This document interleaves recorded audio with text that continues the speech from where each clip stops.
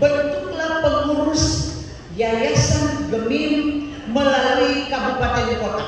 Mengapa kami menerima ijazah dari yayasan dan anak-anak masuk di SD, kepala SD Gemim tidak mau menerima ijazah yang kami beli melalui yayasan? Dari tadi sepertinya mulai disebutkan, jadi dari jenjang SD, SMP, SMA, Karina juga kami sempat kecewa karena PTK tidak disebutkan. Ya. Kita sekolah-sekolah Gemim itu sudah semakin terancam. Saya saja dapat 3 guru yang keluar, 2 ASN satu ketiga. Pertama, sebagai orang yang jeruk di dalam, jangan jeruk makan jeruk, coba difasilitasilah kebijakan bahwa kalau perekrutan itu ketiga, kalau boleh di sekolah swasta, ya diberdayakan di situ. Kasihan kita sekolah-sekolah swasta yang tadinya kemarin ngomong itu sekolah-sekolah swasta. Sekarang negeri, untunglah negeri, karena apa? Supply guru-guru dari sekolah swasta, senang orang sore, diklat, orang speaking, pengembangan, akhirnya orang kesabaran. Kepedulian dalam rangka kesejahteraan dari guru honor belum didapat sebagaimana yang diharapkan. Dalam arti kepedulian jemaat, oke, tetapi sebatas dengan kemampuan jemaat. Ya jangan lupa kalau ketua berikut kalau undang kepala sekolah dari ketua PPD di sini supaya masuk kita sekarang kalau sekolah dengan tadi. Yo, jadi kalau ketua PPD kalau sudah ya orang bicara daerah. Jadi tanpa bicara ini pertama, saya bicara di sini sebagai pertama Ketua Pembina Yayasan Gemim Aset RWS. Atau pembina ya. Baca yayasan, peraturan yayasan baca baik-baik. Yang nomor 16 dan nomor 28 tahun 2001 dan 2004 tentang organ-organ yayasan. Saya ada di organ pembina, Pak David ada di organ pengurus, ada organ pengawas. Baca undang-undang itu definisinya sangat jelas, ya, secara yuridis formal. Baca supaya tahu. Kedua, saya bicara sini juga tidak lepas saya adalah ketua Badan Pemecah Majelis Sinode ini. Jadi saya bilang ini ya bukan firman tapi menjadi patokan ini ya. Nanti saya tinggal antar di sidang sinode bagaimana bentuk nanti. Orang akan, sedangkan bank-bank terbesar di Indonesia dulu ada masa merger, tahu ya merger. Perusahaan-perusahaan juga merger. Nah kita ini akan kaji. Tapi kalau sampaikan di sidang, minta kepada seluruh ketua BPMJ yang adalah pekerja gereja, yang adalah pendeta, yang diberikan tugas tambahan, dia pendeta. Tapi diberikan tugas tambahan sebagai ketua BPMJ atau ketua BPMB.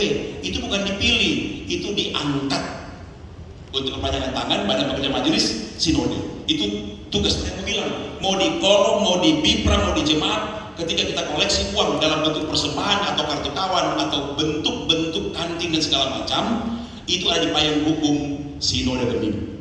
Tidak ada koleksi uang pada masyarakat tanpa badan hukum. Saudara-saudara menggunakan badan hukum. Untuk konteks dulu dalam BP3, saya apa namanya itu di sekolah, semacam pengurus-pengurus itu. Ya seperti itu, komite atau apa istilahnya ya. Itu berpayung pada badan hukumnya ya yayasan, karena itu yayasan. Dan kemudian saya harus bilang yayasan ini pun jangan lupa yayasan ini diangkat dan diberhentikan oleh badan pembina.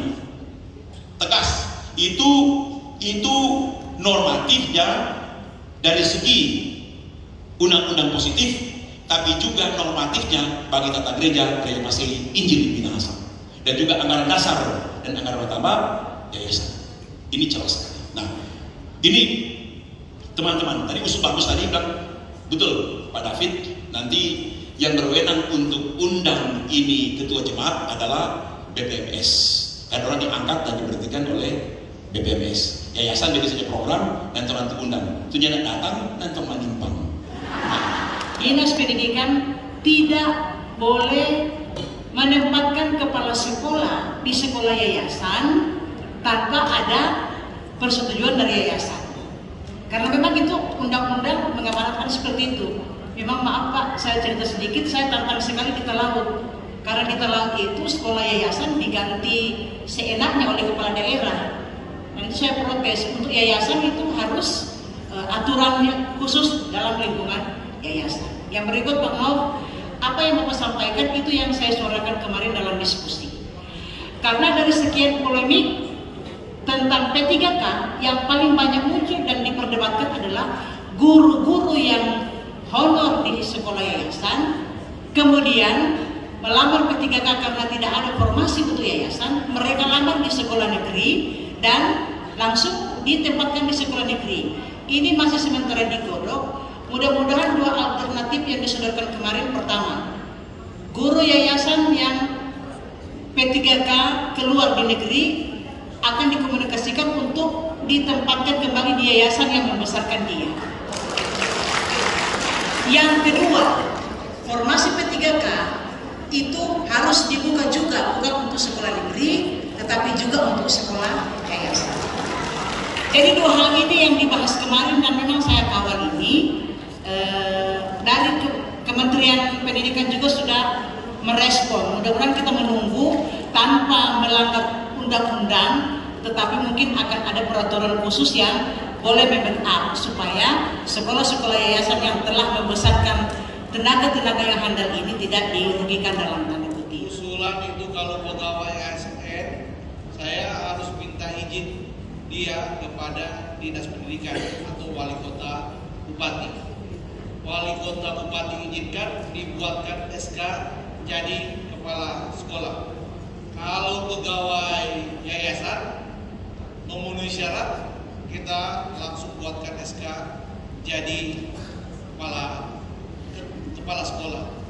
Kalau terjadi bahwa bupati dan wali kota tiba-tiba mengeluarkan atau menunjuk seseorang menjadi kepala sekolah di sekolah GEMIM, maka kita akan komunikasi. Tidak akan pernah keluar SK untuk kepala sekolah itu kalau tidak ada usulan dari ketua jemaat atau ketua wilayah, walaupun bupati dan wali kota telah mengeluarkan SK.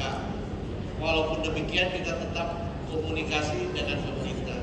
Memang ada beberapa kejadian seperti itu, dan tapi kita selalu bisa menyelesaikan dengan baik tanpa konflik. Tetapi SK, prosedurnya SK itu akan muncul karena dia sekolah yayasan, dari yayasan dengan usulan dari Badan Pekerja Majelis Jemaat ataupun Badan Pekerja Wilayah untuk SMA. Jadi prosedurnya clear. Kalau ada SD yang tidak terima lulusan dari TK, kasih tahu ke kita. Karena kita juga tidak akan terima mentah-mentah itu apa, karena kita mesti lihat alasannya apa. Apakah alasan teknis atau alasan personal, kita tidak tahu. Tetapi kalau kita pernah dapat laporan, tidak mungkin kita selesaikan. Harus bisa diterima, kecuali ada alasan khusus lainnya sehingga tidak bisa diterima. Karena itu harus didengar. Kenapa sampai SD itu tidak terima lulusan TK? Itu kita akan lihat, karena kita baru dengar sekarang ada kasus seperti itu. Itu yang kedua. Menyangkut ada uang yang disiapkan sinode kepada guru-guru tertentu, itu sebenarnya bukan program yayasan, tetapi usulan dari jemaat di beberapa sidang sinode yang lalu, yang kemudian diakomodir dalam sidang sinode sehingga mereka mendapatkan bantuan. Nah, bantuan itu kadang-kadang pajalan, kadang-kadang tidak pajalan, karena tergantung bagaimana sinode punya ketersediaan dana untuk dialokasikan. Jadi kalau program yayasan belum pernah dilakukan. Itu program sinode biasanya disalurkan langsung oleh sinode, tetapi ketua sinode bilang salurkan dari yayasan, nanti sinode yang kasih uangnya kepada yayasan. Itu program dari sinode kepada guru-guru tersebut asal atas usul dari Badan Pekerja Majelis Jemaat karena pertimbangan-pertimbangan tertentu. tertentu dan disetujui bukan oleh BPPS, oleh sidang majelis sinode. Mungkin 3 periode yang lalu kalau tidak salah. Itu usulan dari itu yang dimaksudkan dengan ada guru-guru tertentu yang mendapatkan bantuan dari sinode. Menyangkut sertifikat tanah dari sekolah-sekolah harus diusulkan oleh Badan Pekerja Majelis Jemaat. Kalau di Manado 2-3 tahun yang lalu ada program itu yang harusnya soklar sebenarnya. Saya lupa tadi itu di daerah mana kalau belum selesai sertifikat. Tetapi kita punya kerjasama dengan Badan Pertanahan sebenarnya, gereja bukan yayasan. Gereja punya kerjasama dengan Badan Pertanahan Nasional (BPN) untuk pembuatan sertifikat di sosial, di lembaga sosial. Nah, harusnya Badan Pekerja Majelis Jemaat mengusulkan kepada BPMS untuk pembuatan sertifikat, karena sertifikat itu akan atas nama GEMIM, bukan atas nama jemaat. Itu yang terjadi beberapa waktu yang kita ikut banyak membantu pensertifikatan sekolah-sekolah dan gereja. Menyangkut izin mengajar di sekolah untuk pendeta, sepanjang pendeta itu mau dan diizinkan oleh sinode, kita akan mengakomodir. Malahan untuk mitra, karena ada beberapa masalah yang lalu, gereja mengirimkan beberapa guru agama untuk dipekerjakan di mitra. Menyangkut mitra, pertemuan sudah berapa kali. Kalau kabinetnya bilang belum pertemuan, ya dia terlambat informasi.